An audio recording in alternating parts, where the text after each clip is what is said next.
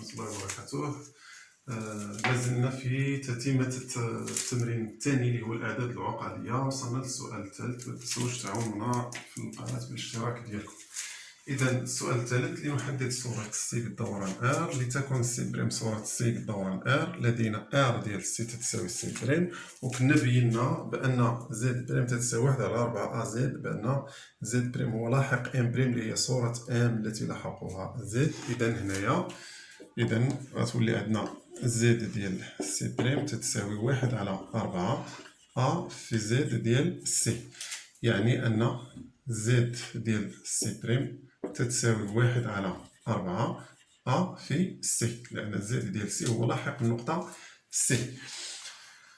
نعم، إذا عندنا بالنسبة لأ سي لدينا المعيار ديال أ سي كيساوي هو المعيار ديال أ في المعيار ديال سي. يعني غادي نكتبو أ سي نكتبوها على الشكل المثلثي مثلا، ولا نحسبو المعيار ديالو ونحسبو. إذا المعيار ديال أ راه عندنا هو 4، والمعيار ديال سي راه عندنا هو 2، إذا تتساوي 8. يعني أن المعيار ديال أ سي تتساوي 8، و لارغيمون ديال أ سي راه كيساوي لارغيمون ديال أ زائد لارغيمون ديال سي. لارغيمون ديال أ عندنا هو بي على 12، و لارغيمون ديال سي عندنا هو بي على 4. إذا مقام واحد هنا غادي يبقى هو 12 نضربوها في 3 في 3، إذا غتولي عندنا بي زائد 3 بي هي 4 بي. إذا غتولي عندنا اختزلو ب4 مع 4 غتولي عندنا هي بي على 3. إذا أ سي راه كتساوي المعيار اللي هو 8 عامل الكوسينيس ديال بي على 3 زائد اي في السينيس ديال بي على 3. يعني أن أ سي تتساوي 8 عامل الكوسينيس ديال بي على 3 هو 1 على 2 زائد اي السينيس ديال بي على 3 هي جذر مربع 3 على 2. إلا نشرنا غادي نلقاو بأن أ سي راه تتساوي هي 8 على 2 هي 4 زائد 4 إي جذر مربع 3. إذا نرجعو لزد ديال سي بريم اللي هي 1 على 4. بما أن زد ديال سي بريم هي 1 على 4 أ سي، فإن زد ديال سي بريم هي 1 على 4 عامل تولي عندي 4 زائد 4 إي جذر مربع 3. إلا نشرنا غادي نلقاو بأن زد ديال سي بريم تتساوي 1 زائد إي جذر مربع 3. 1 زائد إي جذر مربع 3. نعم. ثم السؤال اللي من بعد مطلوب منا نحدو طبيعة المثلث أو بي سي. إذا عندنا زد ديال سي بريم لقيناه هو 1 زائد إي جذر مربع 3، وهنا عندنا ولدينا زد ديال بي اللي هو تساوي 1 زائد إي جذر مربع 3. إذا غتولي عندنا زد ديال سي بريم تتساوي بي، يعني أن صورة سي بالدوران ار هي النقطة اش هي النقطة بي. إذا لقينا بأن صورة سي هي بي، إذا صورة سي هي بي. ثم مطلوب منا طبيعة المثلث أو بي سي. لنحدد بالنسبة للجيم لنحدد طبيعة المثلث أو بي سي. إذا عندنا بالنسبة أو بي سي نقدرو نحسبو هنايا بالنسبة المسافة أو بي. عندنا المسافة أو بي هي المعيار ديال المتجهة أو بي هي المعيار ديال بي. إذا غتعطينا هي المعيار ديال 1 زائد إي جذر مربع 3 غتعطينا هي جذر مربع 1 على غتعطينا هي 2.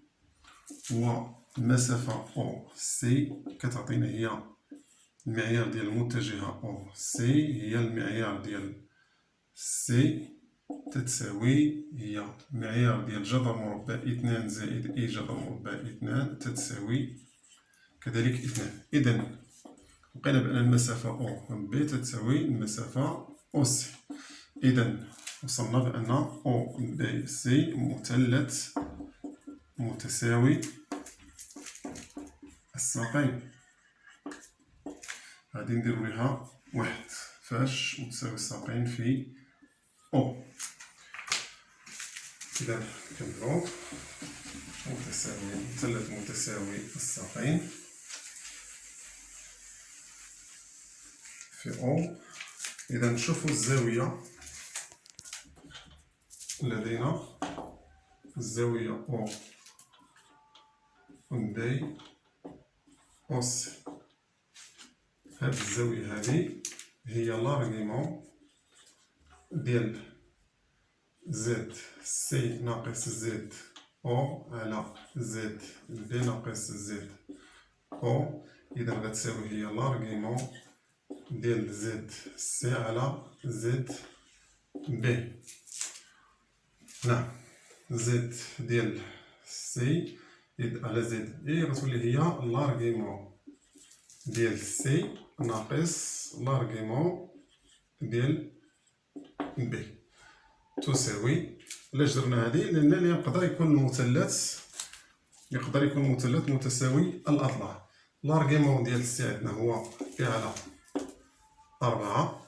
لارغيمون ديال سي كما قلنا قبيله هو بي على 4 ولارغيمون ديال بي هو بي على 3 ناقص بي على 3. إذا إلا وحدنا المقامات تعطينا 12 3 ناقص بي على 12. إذا المثلث ماشي متساوي الساقين. إذا طبيعة المثلث أو بي سي لأن كون لقينا هنايا بي على 2 وناقص بي على 2 غنقولو مثلث متساوي الساقين وقائم الزاوية. ولا كون لقينا هنا بي على 3 ولا ناقص بي على 3 غنقولو المثلث متساوي الأضلاع. لكن لا، المثلث فقط هو مثلث متساوي الساقين. متساوي الساقين في أو. نعم بقى لينا سؤال واحد هو لنبين أن أس 4 تتساوي 128 بي. إذا حنا كنا قبيله بأن قلنا وكانت عندنا في المعطيات بأن أس 4 هي دي. كانت عندنا بأن دي تتساوي أس 4. لدينا دي تتساوي أس 4. إذا غتولي عندنا بأن خصنا نبينو بأن أس 4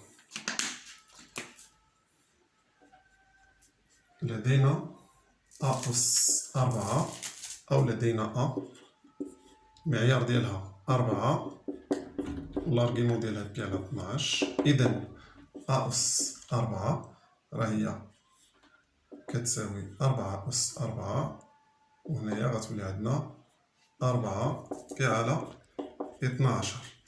يعني أن أس 4 تتساوي 4 أس 4 وهنا غتولي عندنا بي على 3. نعم نعم إذا عندنا هنايا يعني غنستنتجو أن أ أس 4 تتساوي 4 أس 4 عامل كوسينيس ديال بي على 3 زائد إيس سينيس ديال بي على 3 تساوي 4 أس 4 والكوسينيس ديال بي على 3 زائد إيس سينيس ديال بي على 3 هادي كتساوي بي على 2 في بي على 2. إذا بيناها في الجزء الأول الأسئلة اللي دازت كنا بينا بأن بي بالنسبة ملي كتبنا على الشكل المثلث قلنا بأن بي تتساوي، أو نزيد نوضحها هنا باش ما يوضحش لكم، لدينا حسب ما سبق أن بي تتساوي 2 عامل كوسينيس ديال بي على 3 زائد إي سينيس ديال بي على 3. إذا بي راه تتساوي، إذا كوسينيس بي على 3 زائد إي سينيس بي على 3، إذا كوسينيس ديال بي على 3 زائد إي سينيس ديال بي على 3 راها تتساوي هي بي على 2. إذا غنعوضو هنا ومنه غتولي عندنا أ أس 4 تتساوي 4 أس 4 في هاد كوسينس بي على 3 زائد غنعوضها باش بي على 2 في بي على 2. إذا غتولي عندنا هي هاد 4 أس 4 هي 256 على 2 تساوي 256 على 2 يعني أن أ أس 4 إلا قسمنا 256 على 2 غتعطينا هي 128. إذا هي 128 بي. إذا حنايا بينا جاوبنا على السؤال. إذا جاوبنا على السؤال اللي مطلوب منا، هذا اللي خصنا نبينوه. باقي لنا واحد الاستنتاج هنايا، إذا غادي نمسح السطورة ونكمل. هاد الاستنتاج اللي بقى لينا هو الآخر. نعم، هاد الاستنتاج اللي بقى لنستنتج أن أو و دي نقط مستقيمية.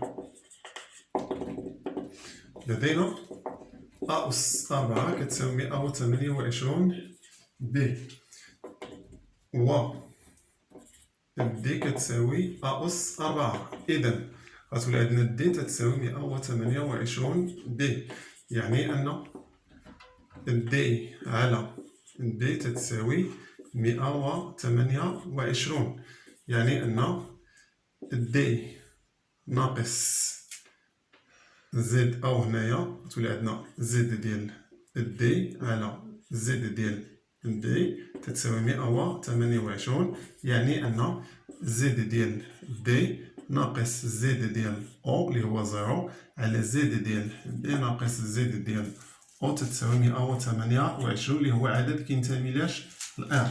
إذا أشنو لقينا؟ لقينا بأن زد ديال دي ناقص زد ديال أو على زد ديال دي ناقص زد ديال أو عدد حقيقي. إذا نكتبها هنايا. إذا لقينا بأن زد ديال دي ناقص زد ديال أو على زد ديال دي ناقص زد ديال أو كينتمي لآر، ومنه فإن أو و بي و دي نقط مستقيمية. وفعلا دي نقط مستقيمية. بالتالي حنا كملنا الحل ديال التمرين الثاني. إذا ما تنسوش تعاونونا بالاشتراك في القناة باش تستمر القناة. السلام عليكم ورحمة الله وبركاته.